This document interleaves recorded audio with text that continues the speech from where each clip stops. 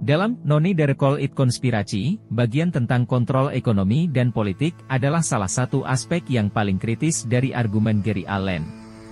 Berikut adalah ringkasan tentang bagaimana buku ini membahas kontrol ekonomi dan politik, kendalikan sumber daya.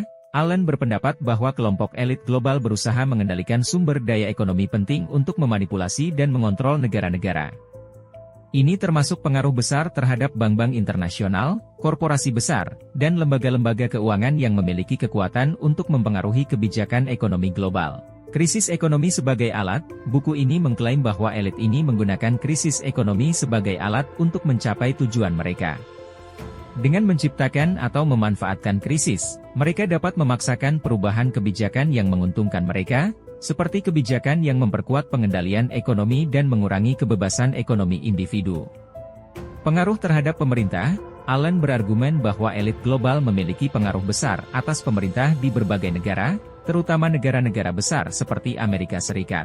Mereka dapat memanipulasi kebijakan pemerintah untuk mendukung agenda mereka sendiri, seperti kebijakan luar negeri atau perjanjian perdagangan internasional yang menguntungkan elit.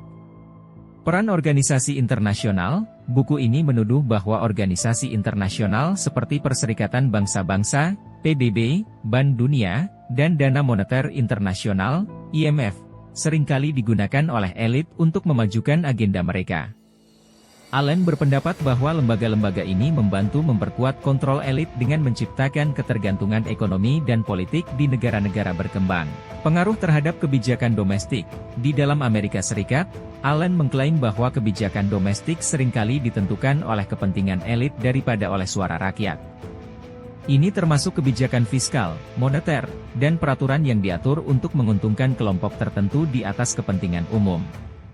Manipulasi melalui media dan pendidikan, untuk memastikan bahwa agenda mereka tidak terungkap. Elit dikatakan memanipulasi media dan sistem pendidikan.